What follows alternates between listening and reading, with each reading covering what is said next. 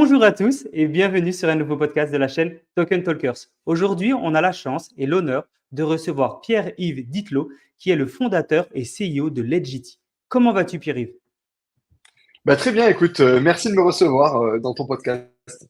C'est un plaisir de te recevoir, Pierre-Yves. Ça faisait un petit moment qu'on échangeait. On sait que voilà, tu as un planning très chargé. On est trop content de t'avoir sur le podcast. Avant de commencer, Pierre-Yves, est-ce qu'on peut avoir un peu plus d'informations sur toi, sur qui est Pierre-Yves et comment tu en es venu à arriver dans l'écosystème Web3? Ouais, c'est une bonne question. On me pose souvent la question. Donc moi, j'ai un background purement financier.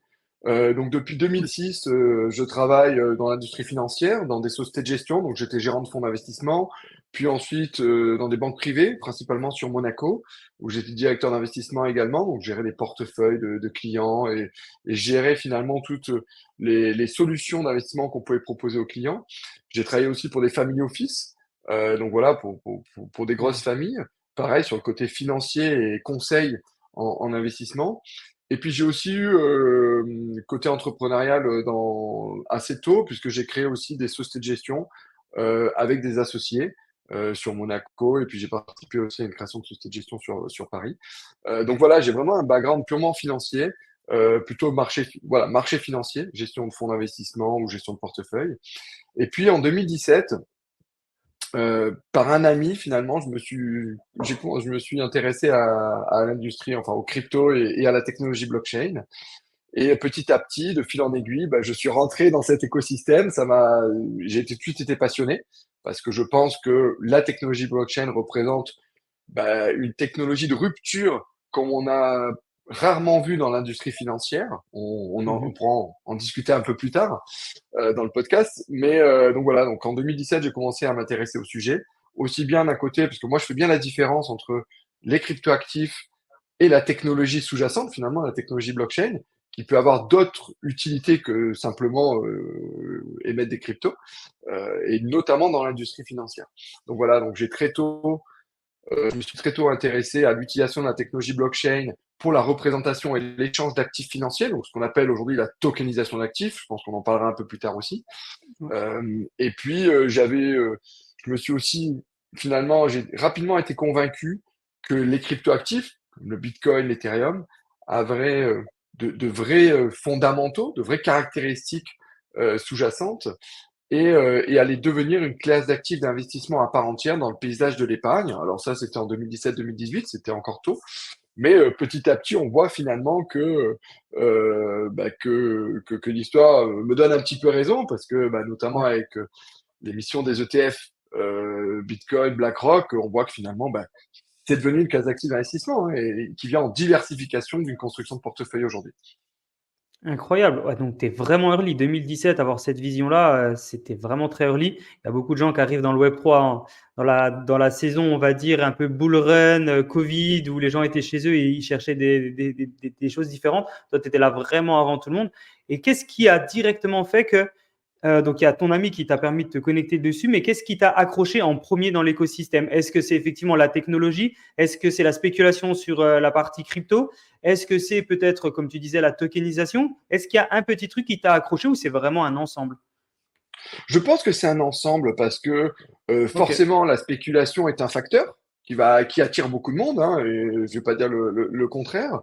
Mais après, finalement, si on est un peu curieux, on se pose plein de questions. On dit, mais comment ça fonctionne? Comment c'est possible?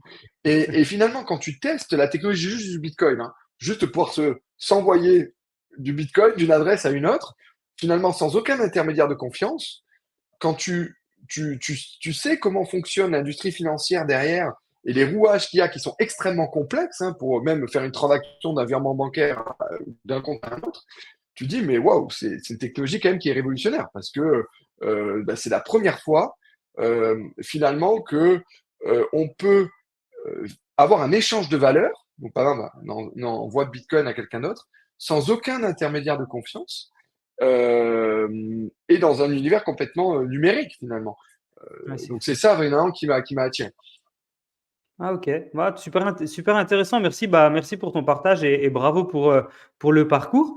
Et du coup, tu en es venu à fonder Legity, donc qui se base sur justement les avantages que tu as vus dans cet écosystème. En quelle année tu as développé Legity et quelle était l'objectif numéro un qui t'a motivé à développer cette entreprise? Alors, je pense quand on développe un projet, c'est toujours un peu sur le long terme parce qu'on commence à avoir l'idée qui commence à mûrir, hein, qui est pas mûre au début, mais avec Ouais. des premiers, des premiers briques d'idées.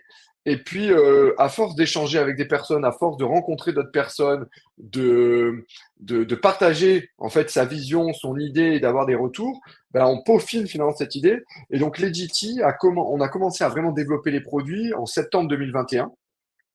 Et Ah on ouais. avait déjà la vision, en fait, elle était déjà depuis longtemps, mais c'est aujourd'hui de créer finalement la première banque privée digitale crypto avec un réseau de distribution via des banquiers privés indépendants à travers l'Europe. Donc des milliers de banquiers privés indépendants.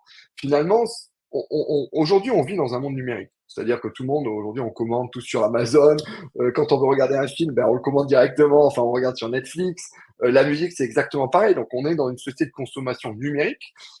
Et un des secteurs qui a le moins évolué, ça reste la banque privée, la gestion de patrimoine, pour plein de raisons, hein.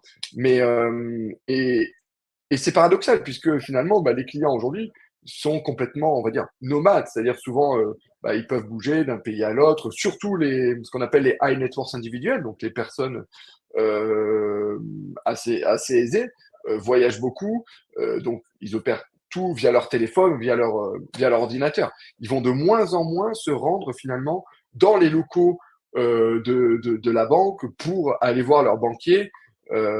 Et donc, la mission de Legiti et la vision, c'est vraiment de créer un outil numérique qui va permettre d'effectuer toutes les transactions possibles, que ce soit du compte courant, carte bancaire, jusqu'à des solutions d'investissement et d'épargne. Là, aujourd'hui, il y a les cryptos, mais demain, on pourrait proposer d'autres produits aussi, plus traditionnels.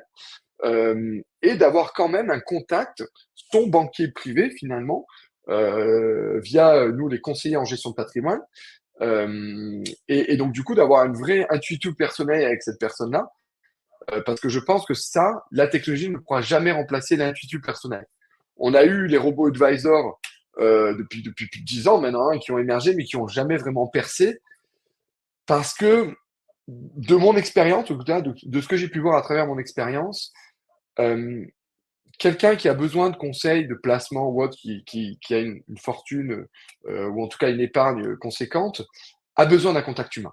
Il ne va pas juste tout seul derrière son ordinateur, cliquer sur trois boutons et placer son argent. Donc ça sera très difficile, voire impossible pour moi à remplacer par la technologie. Et donc, c'est un peu de mixer les deux. La technologie qui va permettre de simplifier l'accès et offrir différents services, mais de conserver le côté humain avec cette relation humaine via des conseillers en gestion de patrimoine. OK.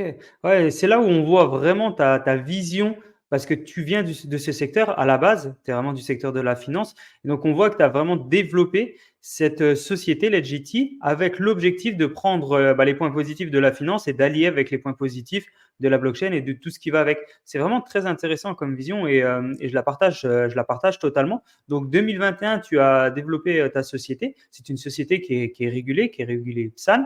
Félicitations à toi. À quel point c'était important d'être régulé PSAN pour les personnes qui nous écoutent, déjà qui ne savent pas ce que c'est. Est-ce que tu peux nous expliquer un petit peu plus ce que c'est et à quel point c'est important pour une société française d'être régulée? Alors, le statut de PSAN, c'est pour prestataire de services sur actifs numériques. Donc, ça permet à une société, donc déjà, c'est régulé par l'AMF, donc l'autorité des marchés financiers en France, l'AMF et la CPR, et ça permet d'offrir des services de conservation d'actifs numériques pour le compte de tiers, donc pour les clients, et d'offrir des services d'échange, donc euro-crypto ou crypto-crypto, et du conseil sur cryptoactifs. Donc ça, je pense que la réglementation autour des cryptoactifs est nécessaire pour pouvoir poser des bases et un cadre réglementaire clair pour, d'une part, éviter les arnaques, parce qu'il y en a encore beaucoup. Et nous, de ce qu'on a vu avec nos clients et autres, la première cause de perte en capital d'investissement sur les cryptoactifs, c'est pas la fluctuation du Bitcoin, des cryptos, c'est les escroqueries. Parce qu'aujourd'hui, Hmm. beaucoup, ça reste un univers quand même très peu connu. Donc on en parlera, il y a aussi le côté éducation et formation qui est très important. Mais aujourd'hui, ça reste très peu connu et les gens se laissent facilement amadouer par quelqu'un qui s'avère être un escroc, souvent des personnes à l'étranger, hein, Et donc, du coup, envoient de l'argent directement sur des comptes où ils n'ont aucune information, ni sur la société, ni finalement sur la personne avec qui ils échangent. Et ça s'avère être une escroquerie, ils ne renvoient jamais leur argent. Donc, je pense que le cadre réglementaire est nécessaire pour la protection des investisseurs et aussi, bien évidemment, pour lutter contre tout ce qui est lutte contre le blanchiment d'argent et le financement du terrorisme, qui sont aujourd'hui quand même nécessaires, même si les cryptos, enfin, faut le rappeler, ne sont pas utilisés que pour le financement du terrorisme et le blanchiment d'argent. Ça reste C'est clair. une toute petite composante de toutes les transactions crypto qu'il y a au niveau international, qui sont liées à des opérations illicites. Et dans ces opérations illicites, la plupart sont liées à des scams, donc des escroqueries, du vol en fait finalement de cryptoactifs. Donc oui, la réglementation est très importante, selon moi.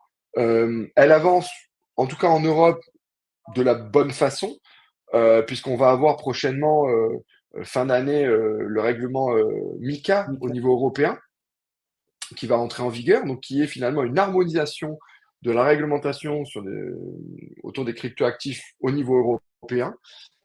Donc ça, c'est aussi une étape très intéressante, puisque bah, une société qui sera régulée MiCA pourra offrir ses services dans l'intégralité des pays européens. Européen. Donc, euh, donc voilà. Incroyable. Donc du coup, ça va être aussi l'objectif futur de ta société, c'est de devenir MiCA pour pouvoir aussi adresser, j'imagine, le marché européen. Bravo, bravo à toi. Et pour les personnes qui nous écoutent, faites attention effectivement dans le secteur des crypto-monnaies. Faites attention, comme le disait Pierre-Yves, il y a énormément de scams. Donc quand vous travaillez avec des sociétés, faites bien attention qu'ils soient réglementés. Sur le site de Pierre-Yves, vous pouvez voir tout en bas qu'il y a son agrément AMF avec son numéro, etc. C'est une société qui est carrée, c'est une société française. En général, essayez plutôt de travailler déjà avec des sociétés françaises avant d'aller chercher des trucs à l'étranger. Et en plus de ça, regardez vraiment l'agrément, c'est super important. Et Pierre-Yves a tout ce qu'il faut et c'est transparent sur son site, donc ce qui montre vraiment la force et la maîtrise de sa société. Pierre-Yves, j'ai une question qui me vient. Quels sont tes principaux clients? Il me semble que tu travailles avec donc des professionnels et des particuliers. Est-ce que tu peux nous en dire un petit peu plus sur justement quels sont tes clients et qu'est-ce que tu fais avec ces clients? Tout à fait. Juste pour revenir sur le côté régulation, un dernier point, pour dire à tout le monde, c'est très facile de vérifier si une société est enregistrée PSAN ou pas auprès de l'AMF. Il faut juste taper sur Google AMF PSAN, et là vous allez avoir toute la liste des sociétés avec leur numéro d'enregistrement. Donc voilà, c'est juste pour boucler, Merci. boucler la boucle. Parfait. Oui, donc sur les GT, donc nous euh, on travaille avec des partenaires conseillers en gestion de patrimoine, donc c'est professionnels qui accompagnent leurs clients sur l'intégralité de la gestion de leur patrimoine, hein, c'est-à-dire des placements en assurance vie, autres, des plans d'épargne retraite, du conseil fiscal ou peu importe. Et donc, ces professionnels-là utilisent Legity pour accompagner leurs clients sur les cryptoactifs dans un cadre finalement sécurisé et simple. Et on a nos clients qui sont des investisseurs qui utilisent Legity d'une part pour diversifier leurs investissements, leur épargne avec les cryptoactifs. Donc souvent aujourd'hui, nous, ce qu'on voit, hein, c'est que ça représente entre 3 et 5% du patrimoine des clients, la composante crypto. Et nous, c'est ce qu'on recommande aussi, de toute façon. Et ils utilisent aussi Legity pour tout ce qui est consolidation patrimoniale. Donc, ils peuvent connecter tous leurs comptes bancaires, leur assurance vie, leur compte titre, leur PEA, pour avoir finalement un vrai dashboard, un vrai tableau de bord de leur patrimoine financier et qui peuvent suivre finalement en temps réel, puisque bah, on est de plus en plus quand même multibancarisé. On a tous plusieurs comptes bancaires, même aujourd'hui avec les néobanques comme Revolut, voilà, on a tous des néobanques. Et parfois, c'est compliqué de savoir, ben, il faut jongler sur toutes les applications. Et donc, à travers Legity, ben, vous pouvez connecter tous vos comptes et du coup avoir sur la même interface, ben, voir le solde finalement de vos comptes un peu partout. Donc finalement, on combine la gestion patrimoniale avec cette visualisation du patrimoine financier agrégé, parce que vous pouvez aussi agréger si vous avez des investissements immobiliers, de l'investissement dans l'art ou peu importe, et l'accès aux cryptoactifs, où vous pouvez acheter, vendre et conserver vos cryptoactifs directement sur Legity. OK, ouais, donc c'est vraiment quelque chose, de tout en un, vraiment, une plateforme où si on a besoin de quelque chose, c'est avec toi qu'il faut travailler. C'est vraiment très très intéressant parce qu'en pas longtemps, tu as réussi vraiment à développer quelque chose de voilà, de full avec tous les besoins nécessaires dans l'écosystème. Est-ce qu'il y a des défis actuellement que tu rencontres justement au développement de ta société? Quand je dis défis, c'est surtout peut-être, alors bah, il y a la partie réglementaire, mais j'ai l'impression que ça, c'est carré chez toi. Donc, est-ce qu'il y a d'autres défis que tu pourrais rencontrer ou que tu rencontres actuellement pour continuer à développer ta société? Alors effectivement, bon, tu as mentionné l'aspect réglementaire, c'est quelque chose sur lequel on travaille. Donc ça reste un défi, mais voilà, qui est maîtrisable, hein. On travaille dessus, il y a pas de problème de sujet à ce niveau-là. Après, les autres défis, il y a toujours des défis, on va dire, technologiques, parce qu'on aimerait offrir beaucoup plus de services, mais c'est pas toujours évident à mettre en œuvre, hein, parce que technologiquement, il faut prendre en considération l'infrastructure, la sécurité, l'interface, l'expérience utilisateur. Donc c'est plein de paramètres qu'il faut combiner pour, avant d'implémenter, d'offrir un nouveau service à nos utilisateurs. Donc ça, on est en constante finalement réflexion et on prend énormément d'ailleurs de feedback de la part de notre communauté, de la part des utilisateurs sur des services. Là prochainement, on va sortir ce qu'on appelle nous, un rapport patrimonial mensuel pour les clients, c'est-à-dire avec les différents comptes agrégés, les investissements en crypto et autres, on va pouvoir sortir finalement un rapport mensuel qui va permettre simplement de suivre l'évolution de son patrimoine. Donc ça, c'était quelque chose qui nous Wow. avait été demandé. Euh, et c'est vrai que parfois, sur un seul document, on peut plus facilement se rendre compte de certaines choses. Peut-être une mauvaise allocation de son patrimoine parce qu'on a une composante beaucoup trop importante sur tel actif et beaucoup moins sur l'autre. Donc, il va falloir diversifier. Donc, voilà, le but, c'est vraiment de mettre en lumière des axes d'amélioration de son patrimoine pour le gérer de façon la plus efficace possible. Et puis parfois, on Wow. a une capacité d'épargne dont on ne se rend pas vraiment compte.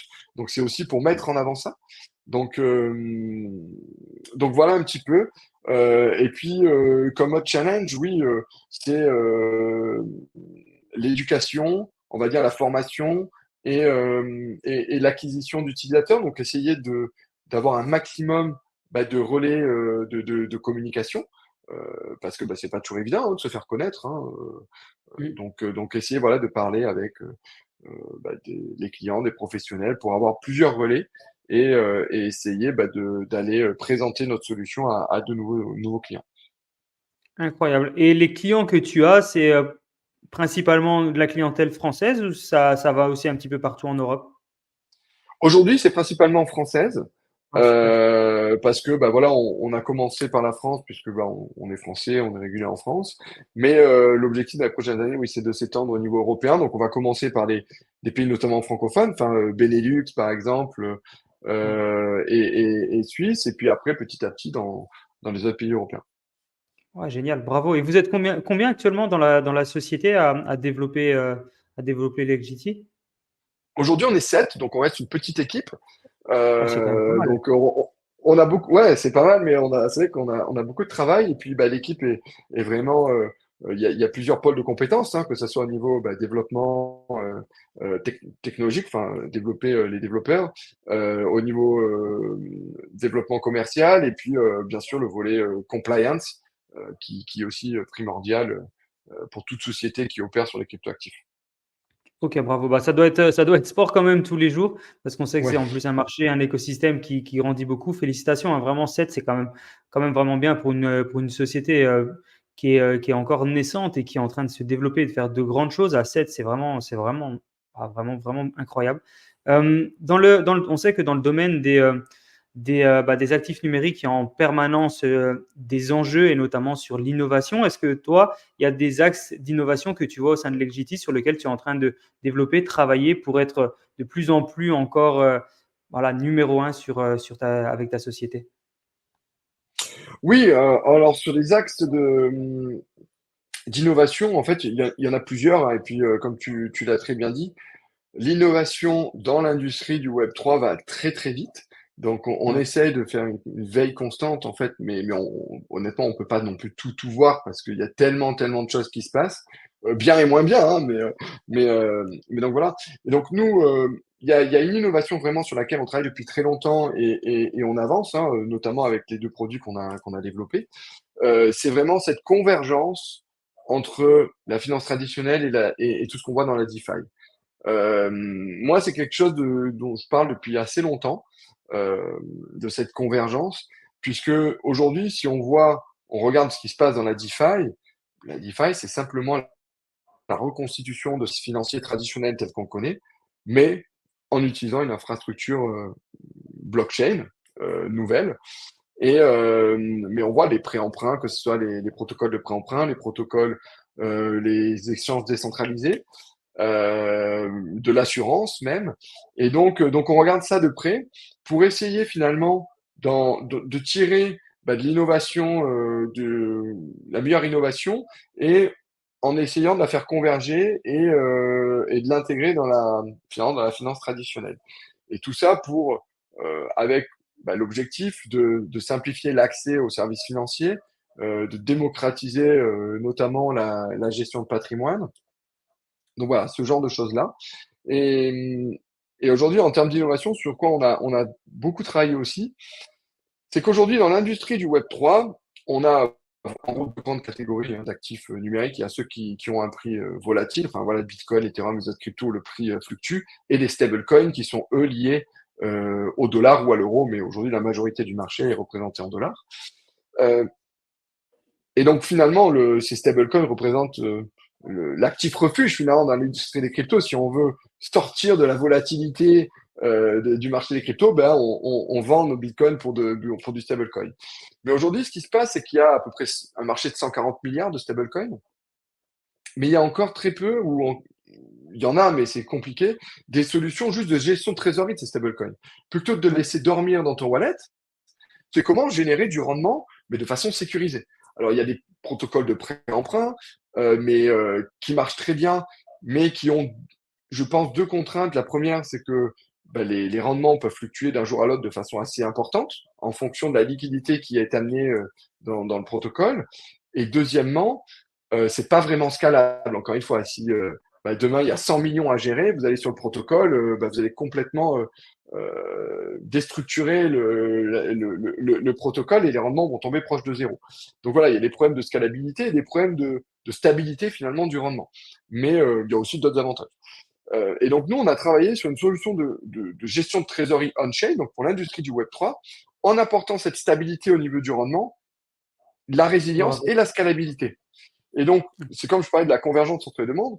Et donc, on vient finalement collatéraliser notre protocole de rendement sur stablecoin avec un portefeuille d'obligations traditionnelles du monde financier. Et donc là, on voit qu'on va bénéficier aussi bien de l'innovation qu'on a dans la DeFi que de la stabilité et de la profondeur de marché qu'on a sur les marchés financiers, notamment obligataires.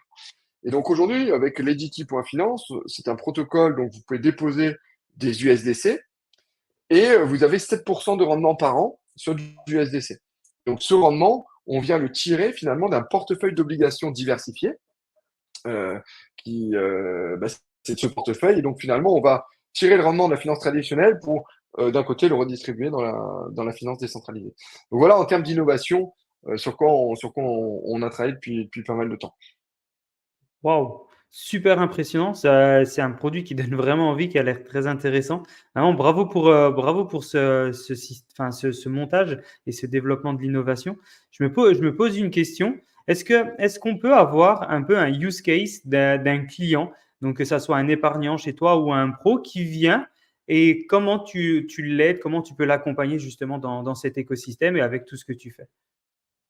Alors nous, sur legity.com, sur l'application crypto patrimoniale, par exemple, on a des professionnels du conseil d'investissement, des conseillers en gestion de patrimoine qui viennent nous voir souvent pour nous dire, voilà, moi j'ai des clients qui me parlent de Bitcoin et cryptoactifs, parce que c'est vrai qu'aujourd'hui, sur tous les médias financiers, on parle de crypto, hein, notamment en France sur BFM Business ou autres, les cryptos ont autant finalement de considération que les autres actifs, on en parle tous les jours.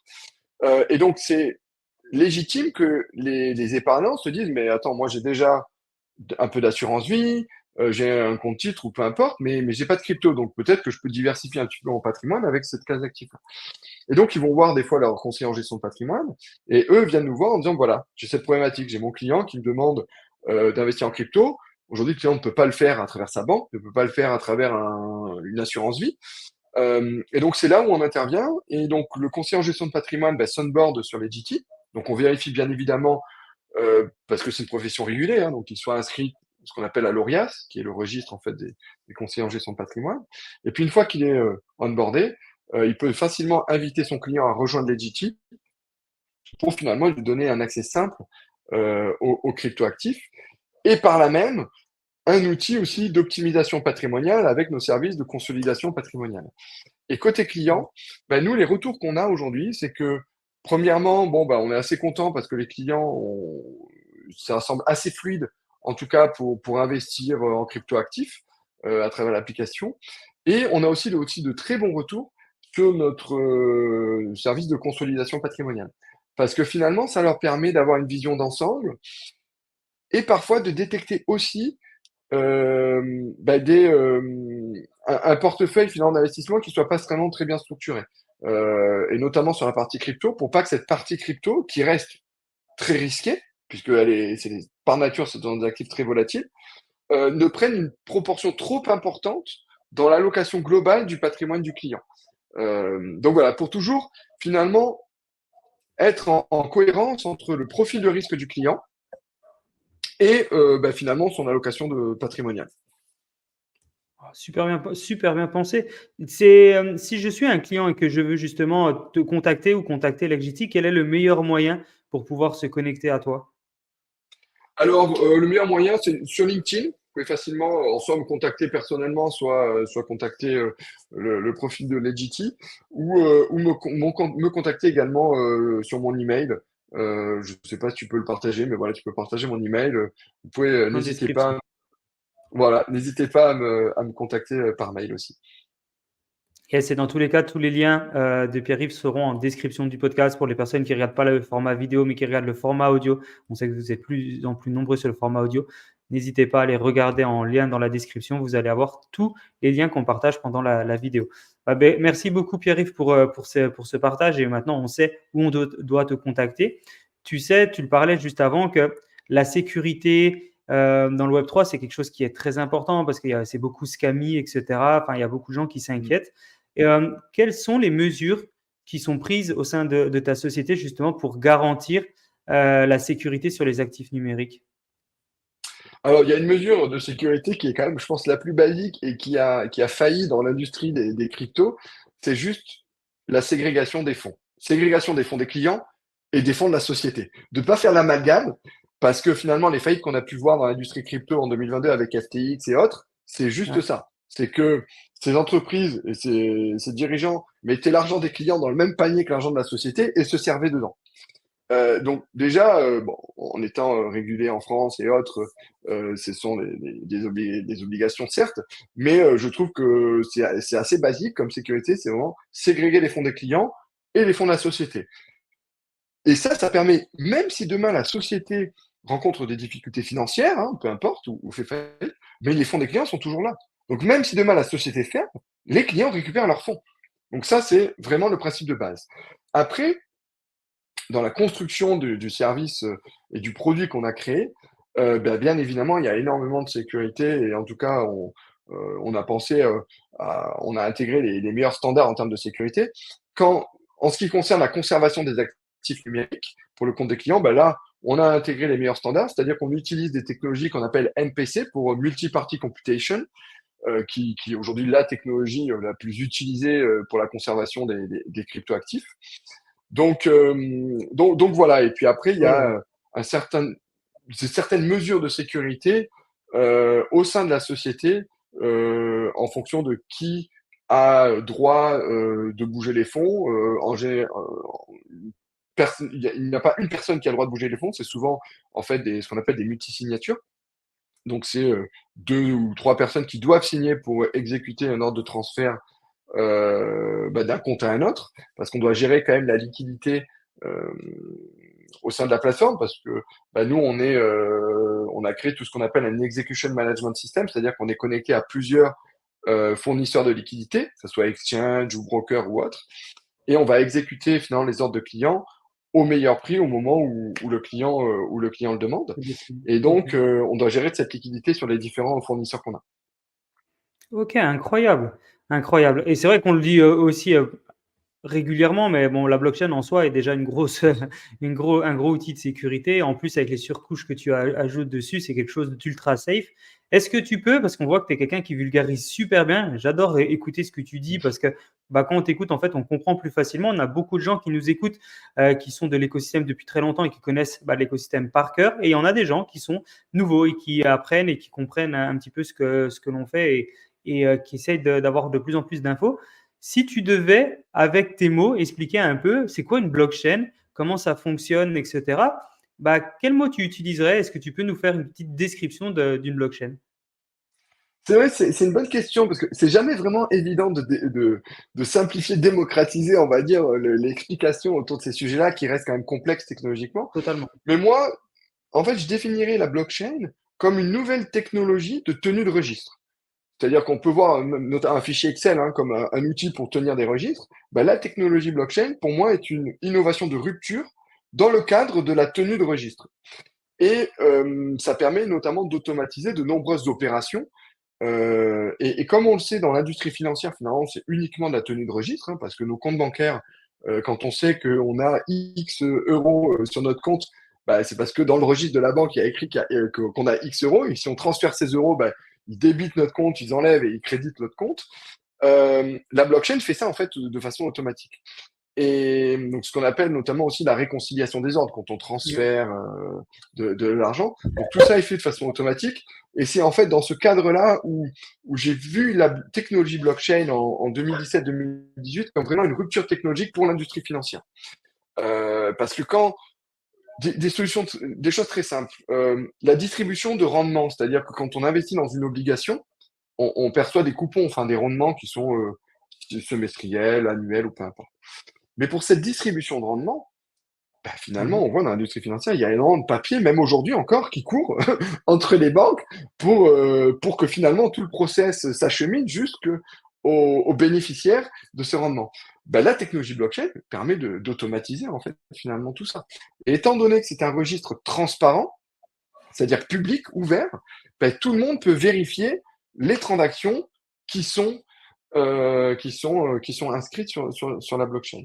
Donc voilà, donc moi, c'est simplement une nouvelle technologie de tenue de registre, avec bien évidemment les particularités notamment de décentralisation, et en tout cas de ne pas avoir un organe de confiance qui permet de vérifier et de valider les transactions qui sont initiées au sein de ce registre.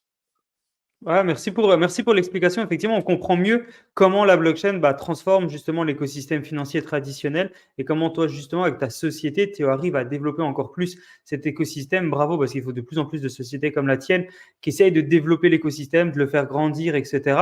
Et par rapport à le faire grandir et le développer, qu'est-ce que tu penses actuellement de comment s'est développé l'écosystème Web3? Est-ce qu'il grandit bien? Est-ce que tu trouves qu'il grandit assez vite? Est-ce que voilà, il a amené à continuer à grandir? Et quels sujets tu vois actuellement qui sont les sujets qui sont en train de le faire grandir? Parce qu'on sait qu'il y a beaucoup de tendances dans l'écosystème. Il y a eu voilà, la hype Bitcoin, après Ethereum, après ICO, après il y a eu les NFT, après il y a eu d'autres hypes qui sont arrivés entre-temps. Là, en ce moment, il y a peut-être de nouvelles hypes qui arrivent. Donc, comment toi, tu vois cet écosystème? Est-ce que tu le trouves grandir sereinement et à bon rythme? On sait en plus qu'il y a BlackRock qui commence à être vraiment dedans, les ETF, etc. Qu'est-ce que tu penses justement de tout cet écosystème et de la croissance de cet écosystème? Alors, je pense que comme toute nouvelle technologie, au début, c'est un petit peu brouillon, c'est un peu le Far West. Et puis, au Ouais, fur et à mesure de l'adoption, ça se structure, ça devient de plus en plus mature. Et je pense que si on regarde ce qui était l'industrie du Web3 en 2017-2018 et aujourd'hui, on a quand même énormément avancé, aussi bien en totalement. termes réglementaires, en termes de services aussi. Enfin, la DeFi n'existait pas en 2017-2018. Ouais, c'est clair. Et donc, on a vu quand même, je trouve, une évolution extrêmement rapide de cette technologie-là. Donc ça, c'est le premier point. Et aujourd'hui, en termes de tendance, bah, alors nous, ce qu'on voit, c'est que on va reparler, on voit quand même cette tendance de convergence entre la finance traditionnelle et les cryptos. C'est une grosse tendance pour moi, qui est aujourd'hui matérialisée par ce qu'on appelle les Real World Assets Ah dans oui. l'industrie crypto, les RWA. Donc c'est ce que je disais, c'est sur quoi nous aussi on travaille, hein, c'est d'essayer de collatéraliser ou de tirer les rendements de la finance enfin, traditionnelle ou même de l'immobilier dans l'industrie du Web3, ou en tout cas donner une exposition à ces classes d'actifs du monde réel pour l'industrie du Web3. Et on voit que BlackRock aussi travaille sur ces sujets-là, énormément d'acteurs financiers, bancaires, même sans le crier sur les toits, ont des équipes en fait en interne pour travailler sur ces sujets Mm. et voir comment ça peut fonctionner et comment ils peuvent en bénéficier. Et je pense que voilà, dans les prochaines années, c'est quelque chose qu'on va voir de plus en plus se matérialiser. Et pour moi, c'est aussi un moyen pour la DeFi, la finance décentralisée, de scaler. Parce que aujourd'hui, on voit que le marché crypto aussi, il est pas. En fait, pour moi, le marché crypto, il grossit au fur et à mesure de la valorisation du Bitcoin. C'est-à-dire, plus le Oui. Bitcoin, son prix augmente, plus le marché global augmente. Donc, on est vraiment lié à cet acteur-là. Mais si on veut vraiment que demain, il y ait finalement des dizaines de trillions de dollars représentés on-chain, il n'y a pas d'autre solution que finalement la convergence avec la finance traditionnelle et de représenter des actifs de la finance traditionnelle on-chain. Et donc là, Oui. voilà, on voit une vraie tendance de fond. Et d'ailleurs, il y a des acteurs leaders aujourd'hui sur les marchés des cryptos qui l'ont bien compris et qui travaillent beaucoup là-dessus, comme Chainlink. Donc nous, on travaille notamment beaucoup avec Chainlink, qui est finalement qui fait un peu la connexion entre les deux mondes, euh, avec soit le proof of reserve qu'ils ont lancé ou autre. Donc ça, c'est le premier point, première tendance, les RWA et les Real World Assets. Une autre tendance que l'on voit, c'est aussi, comment dire, essayer d'améliorer l'interopérabilité entre Ah les oui. blockchains, parce qu'on voit une multitude de blockchains se créer, que ce soit des layers 1, des layers 2, même maintenant des layers 3. Et donc ça, finalement, on est en train d'éclater la liquidité un peu partout, au lieu plutôt de la centraliser pour la rendre encore plus efficace. Et donc, il y a des acteurs, encore voilà, comme Chainlink avec leur CCIP pour bridger finalement de façon simple la liquidité d'une chaîne à une autre. On en est encore au début, hein, parce que c'est pas non plus extrêmement user-friendly à l'heure d'aujourd'hui. Mais voilà, Ouais, il y a c'est beaucoup de clair. travaux de recherche là-dessus.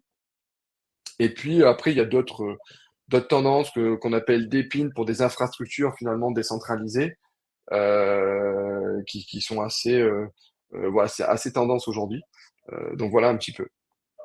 Ah, merci pour ton partage. C'est très intéressant de t'écouter expliquer justement comment c'était et qu'est-ce que c'est en train de devenir et quels sont les sujets qui sont actuellement tendance. Effectivement, RWA, DePIN, interopérabilité, c'est des sujets qu'on entend de plus en plus parler. Et pour les personnes qui nous écoutent, restez connectés pour savoir un petit peu ce qui se passe dans cet écosystème. On a interviewé beaucoup de gens dans l'écosystème de la tokenisation, beaucoup de gens dans l'écosystème DePIN.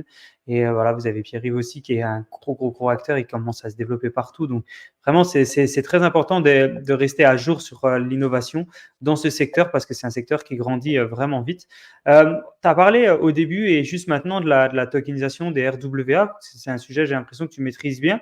Est-ce que c'est un sujet qu'on peut développer encore un petit peu plus pour les gens qui nous écoutent? Parce que pour beaucoup de gens, c'est un mot un petit peu savant. C'est pas forcément facile à comprendre. Sans aller vraiment dans l'ultra détail, grosse explication très compliquée. La tokenisation, euh, et tu me coupes, Pierre-Yves, si je dis des bêtises, mais la Mmh. tokenisation, ça permet de pouvoir acheter des produits grâce à des tokens ou des crypto-monnaies, de l'utility token, du security token. Et donc, ça peut être différents actifs dont à chaque fois, il y a un vrai sous-jacent. Donc, par exemple, ça peut être Exactement. de En fait, l'immobilier, ça peut être d'autres choses. Et donc, du coup, quel sujet, toi, tu vois vraiment qui se développe au sein des RWA et quel sujet, toi, tu veux traiter après par la suite avec ta société? ouais, c'est une bonne question. C'est vrai que RWA, c'est simplement de représenter des actifs du monde réel on-chain hein, et de le rendre Ouais. accessible justement dans à travers l'univers du Web3 et donc de bénéficier de tout ce qu'on a dans la DeFi, de l'interopérabilité. Parce que demain, si vous avez un token qui est lié d'une façon ou d'une autre à une valeur sous-jacente, que ce soit immobilière ou un portefeuille obligataire, vous allez pouvoir aussi interagir avec des protocoles de pré-emprunt, donc potentiellement le mettre en collatéral pour emprunter un autre actif numérique. Donc on voit finalement toute cette innovation. euh, Moi, je vois ça un petit peu comme un Lego, la DeFi, où chaque service financier est une brique et on peut vraiment le construire et le modeler à sa façon.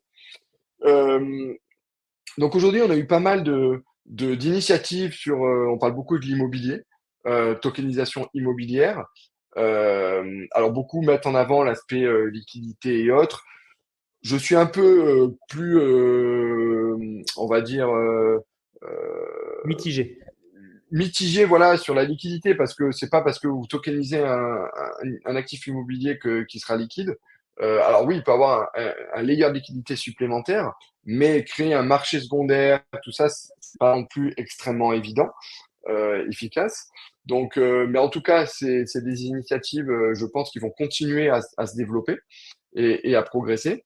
En tout cas, ce qu'il faut pas, il ne faut pas promettre une liquidité parfaite sur un actif qui n'est pas liquide à la base. Ça reste très compliqué. On peut améliorer sa liquidité, mais je pense qu'on ne peut pas le rendre 100% liquide en un claquement de doigts.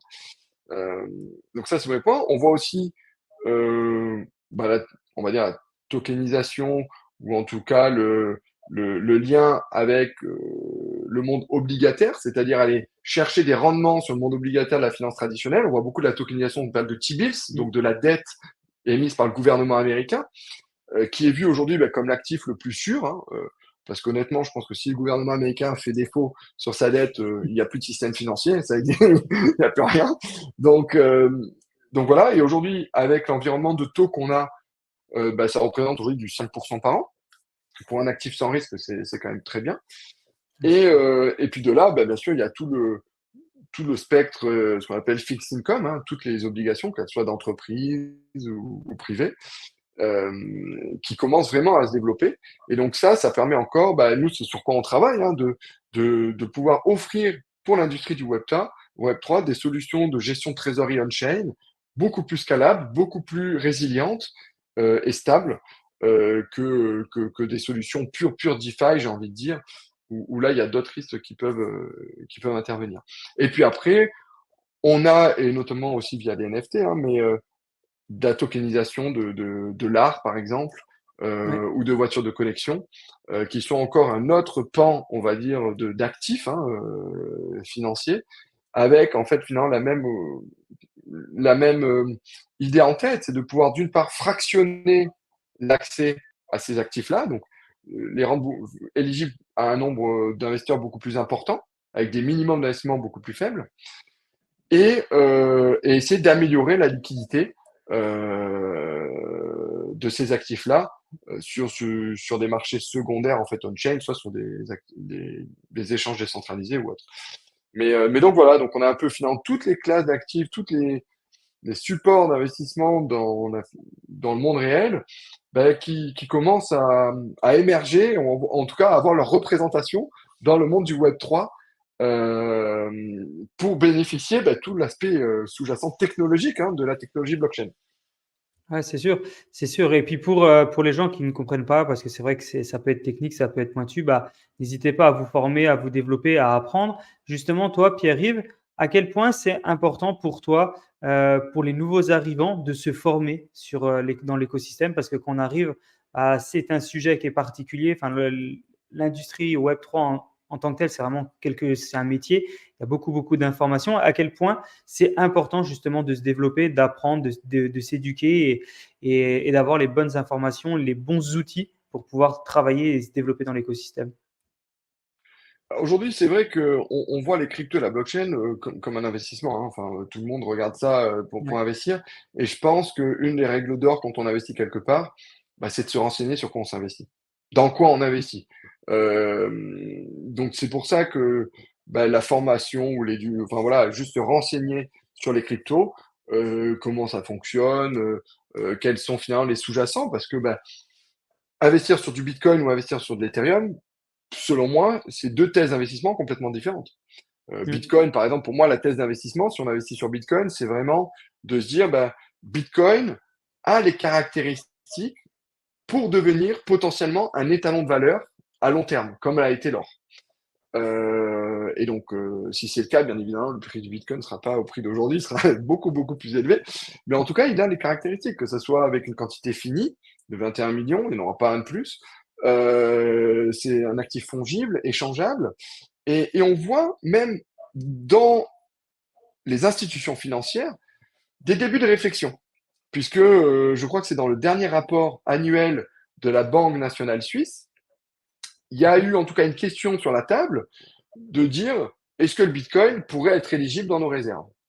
Alors bien évidemment, la question aujourd'hui est non, hein, parce que il n'y a pas assez de liquidité pour plein de raisons, trop volatile et autres.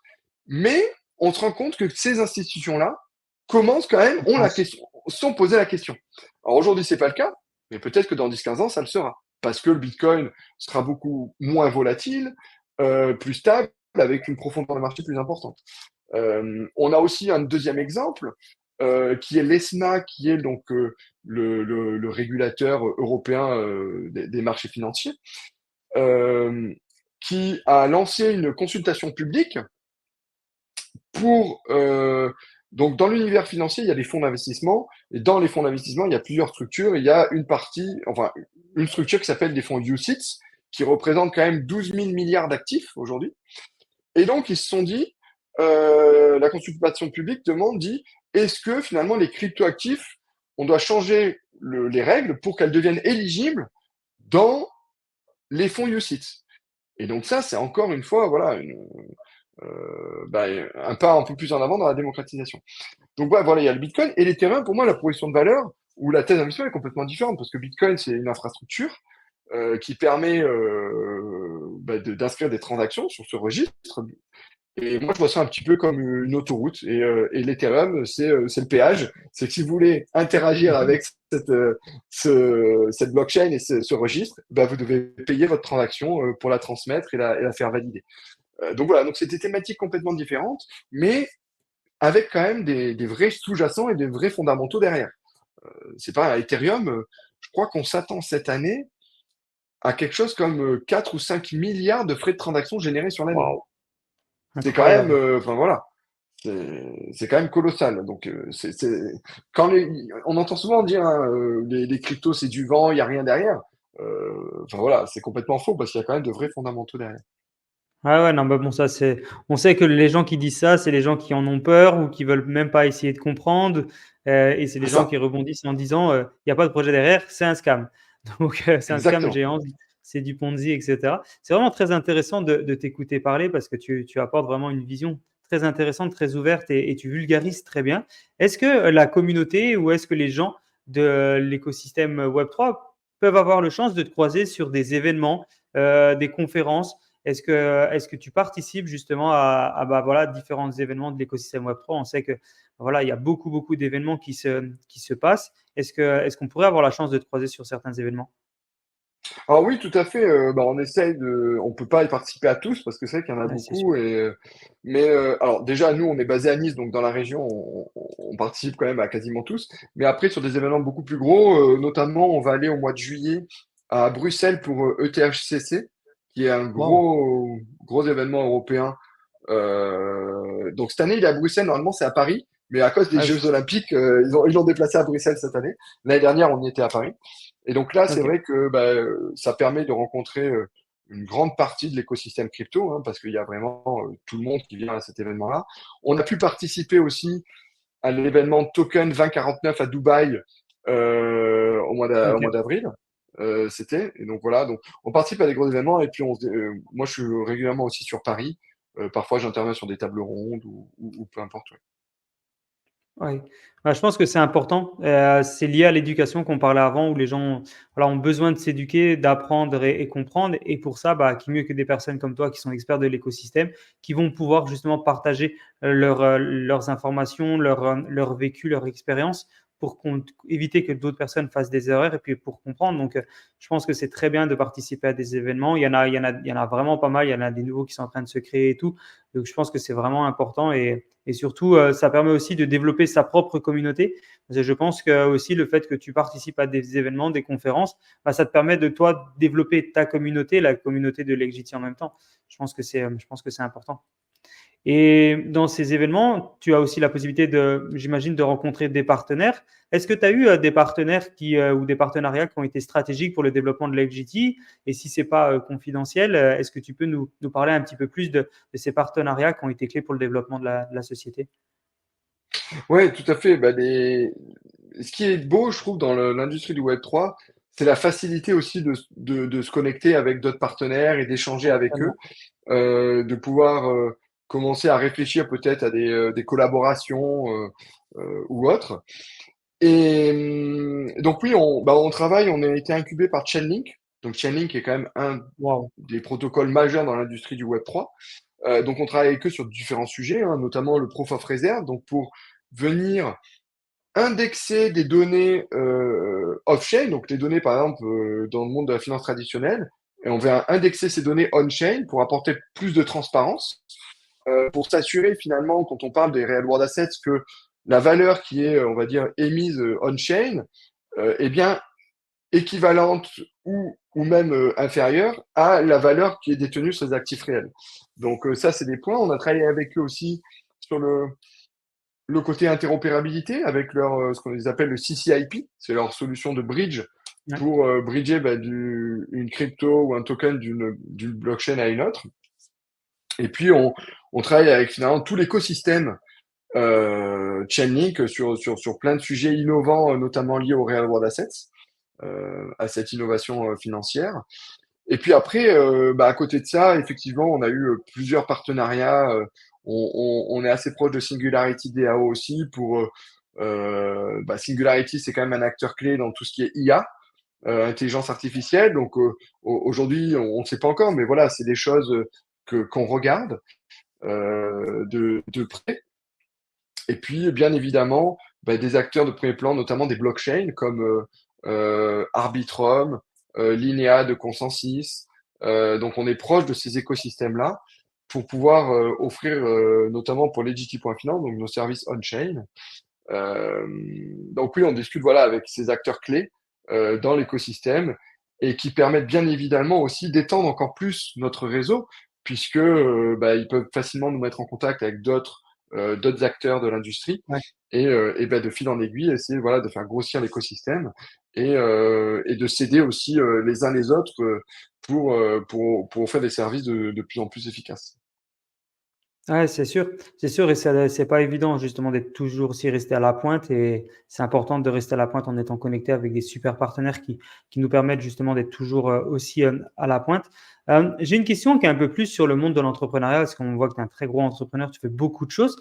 Comment tu arrives à toujours développer, innover, avoir de nouvelles idées qui arrivent, et comment tu arrives à garder cette motivation intacte avec le temps? Il y a beaucoup de gens qui nous écoutent, qui sont en train de créer des sociétés dans l'écosystème Web3, et beaucoup, c'est le début, donc c'est difficile, ils hésitent, ils se posent des questions. Toi, ça fait déjà un moment que tu es là, tu as une société qui est énorme. Comment tu fais pour en permanence rester motivé, dynamique dans cet écosystème? Bon, alors, c'est pas évident, hein. C'est vrai que l'entrepreneuriat, faut être honnête, hein, c'est pas un long fleuve tranquille, ça c'est certain. Ouais, Il y a des moments super, des moments un peu plus compliqués. Mais je pense qu'il faut, premièrement, avoir une vision qui, bien sûr, peut évoluer à travers le temps, hein, mais c'est vraiment avoir une vision et des objectifs qui permettent finalement d'avancer, hein, puisqu'on va avancer pour essayer d'atteindre cette vision-là. Bien s'entourer. C'est ouais, pas toujours évident, mais essayer de ramener autour de soi des bonnes personnes qui déjà vous apportent de la bonne énergie, qui ne sont pas là juste pour vous pomper de votre temps et du coup de votre énergie. Donc bien s'entourer. Et ça, je pense que c'est quelque chose aussi de compliqué et qui s'apprend avec le temps, hein, en fait, parce que au début, on va dire, on est un peu gentil, hein, on essaie de faire plaisir à tout le monde, de parler à tout le monde. Mais après, malheureusement, le temps, il est quand même, il n'est pas extensible. On limité. a 24 heures Ouais. par jour. Et quand on a un projet qui a énormément déjà de choses à faire, euh, bah, il, on peut pas parler à tout le monde, tout le monde, tout le monde. Donc il faut vraiment, même si on essaye, hein, moi personnellement, j'essaie de parler à tout le monde. J'ai même participé à des interventions auprès d'étudiants, des choses comme ça, Donc j'essaie d'allouer du temps comme ça pour partager et transmettre, on va dire, Bravo. l'expérience que j'ai pu voir. Mais voilà, c'est pas toujours évident. Donc voilà, bien s'entourer, prendre son temps. Euh, il faut pas essayer d'aller trop vite. Même moi, c'est peut-être des erreurs que j'ai fait par le passé, hein, d'essayer de vouloir aller trop vite. Il faut essayer de construire des bases solides, de prendre le temps de la réflexion et plutôt voilà, avoir une vision, mais de long terme. Parce que avoir une vision à court terme juste pour faire l'argent, c'est pas souvent la meilleure option. Alors je critique pas, hein, parce que c'est très bien de faire l'argent, hein. Ceux qui veulent juste être dans le Web3 pour dire voilà, je fais de l'argent en 6 mois et je m'en vais, je critique pas. Mais on ne peut pas construire en tout cas quelque chose de solide et une entreprise sur une période très très courte. Ça se construit sur le long terme et donc voilà, il faut avoir cette vision plutôt de long terme. Ouais, merci. Merci pour ce partage. Tu parlais beaucoup de la gestion du temps juste avant, enfin au milieu de cette explication. La gestion du temps, c'est aussi un des gros problèmes des entrepreneurs. Et souvent, les gens, ils ont le problème de trouver l'équilibre dans la gestion du temps entre la vie perso et la vie pro. Est-ce que toi, c'est un équilibre que tu as réussi à trouver? Si oui, comment est-ce que tu peux nous donner des explications? Parce que beaucoup de gens ont vraiment du mal à trouver ce top équilibre. Donc, très intéressé si toi, tu as réussi à trouver à peu près un équilibre, comment tu as fait? Alors, je ne sais pas si j'ai trouvé l'équilibre. C'est vrai que c'est très compliqué voilà, d'essayer de manager la vie perso, la vie pro. Ouais, c'est clair. Pour être honnête, hein, quand on est entrepreneur, la vie pro déborde sur la vie perso. Je pense qu'il n'y a pas vraiment de solution autre. Moi, après, j'ai la chance d'avoir une famille qui me soutient aussi, hein, Ouais, génial. qui me supporte. Donc ça, je pense que j'ai beaucoup de chance. Et si vous avez, et si un entrepreneur n'a pas ses proches ne le soutiennent pas, ne le supportent pas, ça sera très compliqué pour lui.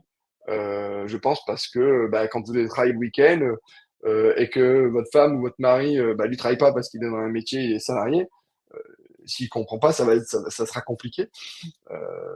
Donc, je pense que voilà, j'ai la chance en tout cas d'avoir des proches qui comprennent en tout cas et qui me soutiennent. Et j'essaie quand Bravo. même de préserver du temps. J'ai notamment un enfant, un petit. Voilà, pour Bravo. avoir passé du temps avec lui, voilà, il faut arriver quand même à se dégager un petit peu de temps et puis après travailler dans les autres heures. Les plages horaires, en fait, faut pas trop les compter, hein, parce que des fois, moi, ça m'arrive, oui, d'arrêter d'arrêter de travailler à 5 heures et de reprendre à 21 heures jusqu'à 23 heures, parce que voilà, je dois m'occuper de mon petit, tout ça. On n'a pas vraiment d'heure fixe, hein. Des fois, je me suis déjà réveillé à 5h30 du matin pour commencer à travailler parce que j'avais une grosse journée après. Ah ouais. Donc voilà, faut pas avoir peur de travailler, mais il faut toujours essayer de conserver un peu de temps pour soi, soit pour sa famille, soit par exemple pour faire du sport. Moi, j'utilise aussi le sport pour évacuer un petit peu le stress, Ah, pour évacuer plein de choses, pour essayer de me libérer la tête. Voilà, essayer de jongler là-dessus, même si ça reste compliqué, je suis pas sûr qu'il y ait de formule magique. ouais, bah, en tout cas, merci quand même pour ton partage parce que c'est très intéressant d'écouter d'autres entrepreneurs justement partager leurs idées, expliquer ce qu'eux ils ont fait, comment ils l'ont fait. Et il y a beaucoup de personnes qui sont entrepreneurs, qui sont en train de se développer. Et on sait qu'il y a de plus en plus aussi d'entrepreneurs dans tous les écosystèmes. Donc vraiment, merci Pierre-Yves pour ce partage par rapport à l'entrepreneuriat et bravo pour ce que tu arrives à trouver comme équilibre. Si on revient un petit peu sur le sujet de l'XGT, je sais que vous avez développé un token le LDY. Est-ce que tu peux nous en dire un Exact. petit peu plus? Ouais, tout à fait. Et donc notre token avec notamment la sortie de notre produit Legity.finance aussi. Ouais, Donc un utility token qui permet d'avoir des bénéfices en fait et des réductions de frais dans l'écosystème de Legity. Donc sur le protocole de rendement, ça permet d'avoir 0% de frais de retrait par exemple. Ça permet de pouvoir participer finalement à l'évolution future du protocole à travers des référendums, des choses comme ça qu'on va mettre en place. Ça permet d'avoir accès à des solutions d'épargne et d'investissement un peu privilégiées. Donc voilà, essayer d'avoir de plus en plus d'utilité. On va également aussi l'intégrer dans legity.com, hein, notre application crypto patrimoniale, puisque là encore, détenir de notre token, ça va permettre d'avoir des frais de transaction réduits. et puis d'accéder à des services sur l'application en plus. Donc voilà, donc c'est un vrai utility token qui permet d'avoir différents accès à différents services et la réduction des frais. Waouh. Et pour nous, c'est un vrai outil Ah super, communautaire. super intéressant. Merci pour ce partage. L Ouais, je disais que c'était un vrai outil OK. communautaire pour nous aussi. Ah, c'est top. Ouais, ouais, parce que ça permet effectivement de connecter les gens, de faire un petit peu comme des membres. Ah, on voit vraiment la vision que tu as derrière ça, c'est top. Là, on a vu que tu pouvais, enfin, qu'il y avait une application. L'application, elle est disponible, si je dis pas de bêtises, sur Apple, donc iOS, Android. On peut se connecter directement depuis l'ordinateur. C'est encore une version qui est bêta? Non, non, c'est une version live hein, qui fonctionne. Il y a à peu près 1000 clients Trop dessus. bien. Waouh! Donc elle n'est pas encore sur ordinateur, donc c'est uniquement mobile, donc iOS ou Android. Parfait, Vous pouvez la télécharger parfait. sur les stores et puis directement vous onboardez de façon assez simple. En 5 minutes, vous êtes onboardé et vous pouvez déjà utiliser les services de consolidation patrimoniale, d'agrégation de comptes de façon gratuite et commencer à explorer un petit peu les cryptos sur l'application aussi. Ah, c'est fou. C'est fou. Quelle vision, si tu peux nous la partager, si c'est pas confidentiel, quelle vision tu as pour l'XGT pour les 3, 4, 5 prochaines années? Ouais, c'est une bonne question. Alors bien sûr qu'on a une vision qui est claire et qui va peut-être évoluer, hein, mais qui est assez claire aujourd'hui. C'est que déjà créer la première banque privée digitale crypto avec un réseau de milliers de banquiers Waouh! indépendants avec les conseillers en gestion de patrimoine. Aujourd'hui, on en a une centaine déjà, donc on a quand même voilà, avancé quelques pions, même si on en est encore au début. Et notre deuxième mission, c'est aussi de devenir un des protocoles leaders sur la gestion de trésorerie on-chain pour l'industrie du Web3. Donc un petit peu à l'image de Lido pour ceux qui connaissent. Lido, c'est le leader pour le liquid staking d'Ethereum, mais finalement pour du rendement stable et sécurisé sur du stablecoin. Pour que demain, aujourd'hui, OK. c'est vrai qu'il y a beaucoup d'acteurs de projets hein, qui lèvent des millions, voire des dizaines de millions en crypto, en stablecoin, et finalement cette trésorerie, elle reste sur des wallets, mais sans être finalement gérée de façon efficace. Et donc c'est offrir une solution de gestion de trésorerie on-chain avec cette convergence de la finance traditionnelle et de la technologie blockchain et du Web3 pour faire quelque chose de stable, résilient et qui permet d'optimiser cette trésorerie avec aujourd'hui on génère 7% de rendement.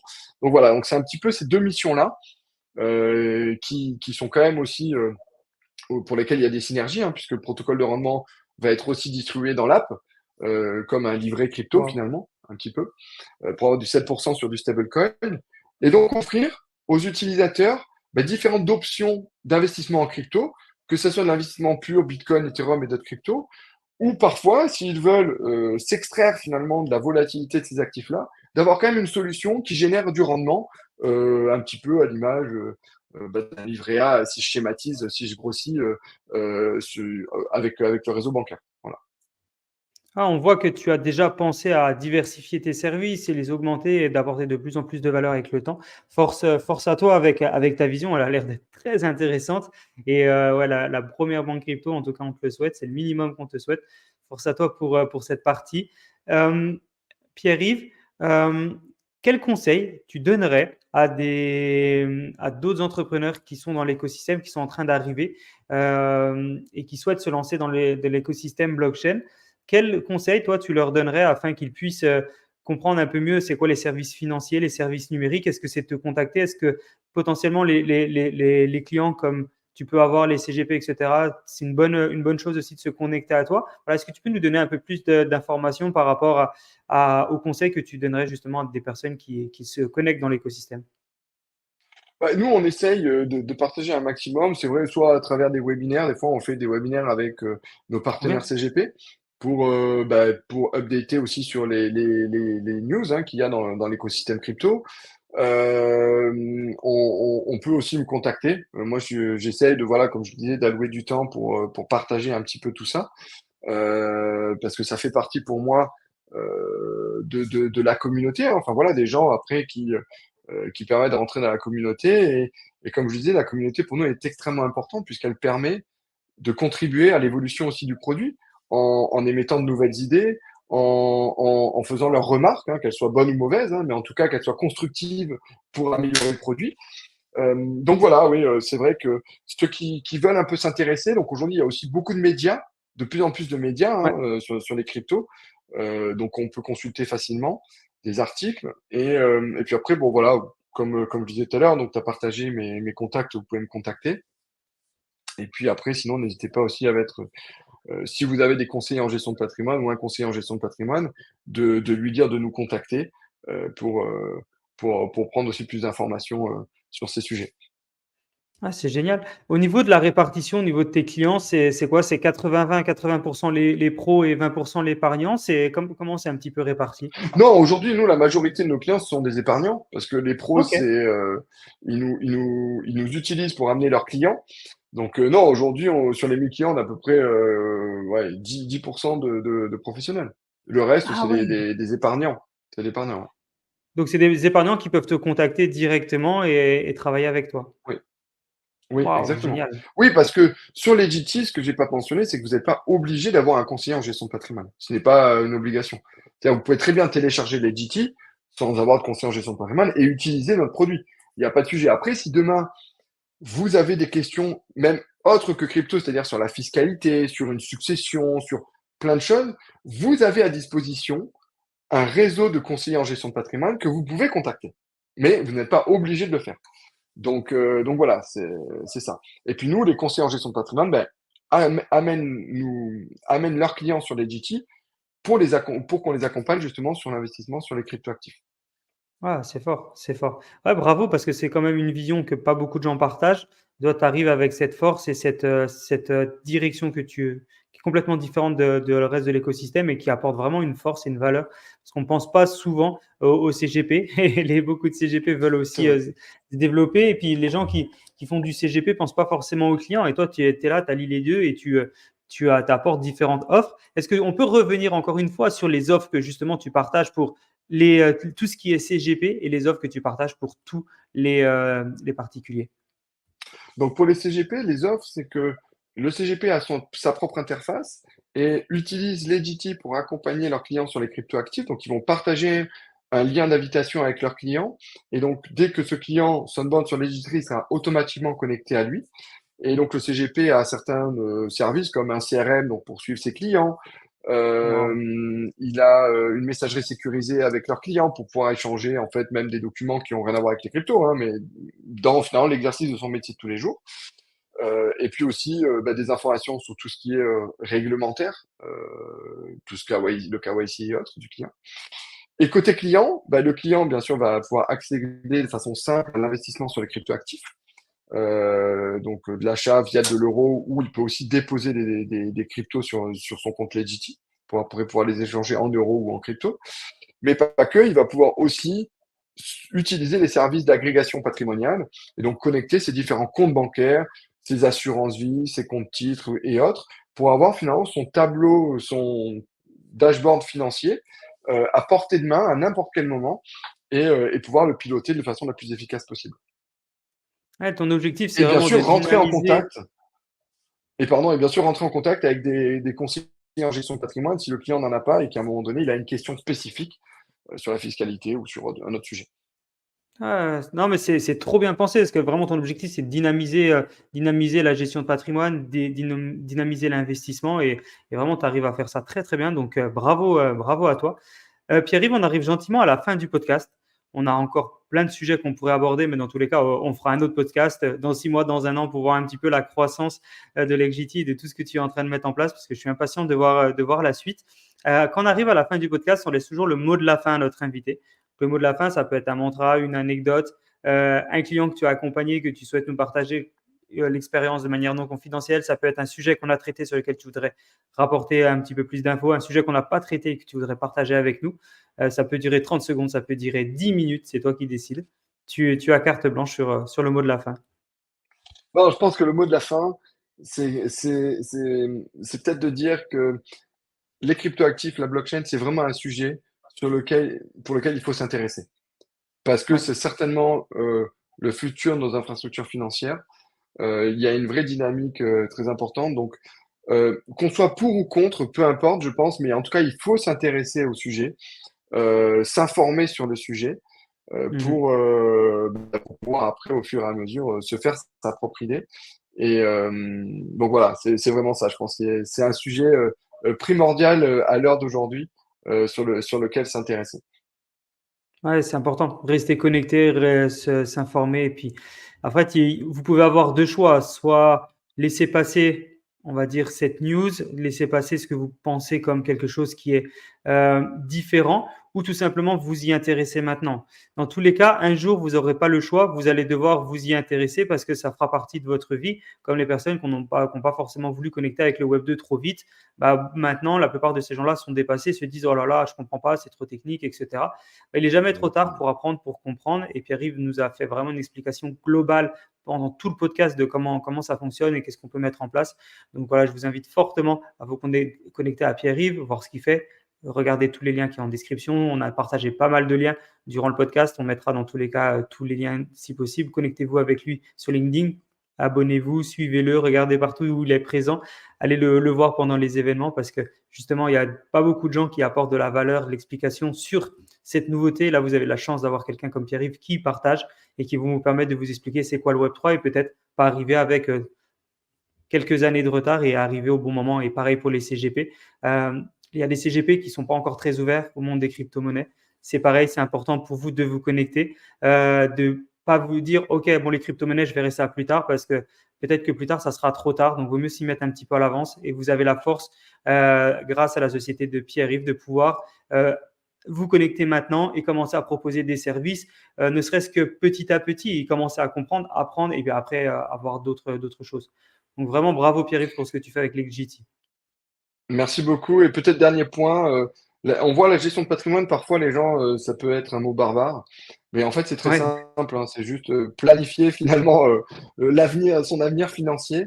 Et je pense qu'il n'y a pas d'âge pour s'intéresser à la gestion de patrimoine. On peut commencer à 18 ans et plus on commence tôt, plus finalement on va pouvoir se construire un patrimoine parce que le patrimoine se construit sur des années et plus on grave. commence tôt, plus il peut fructifier.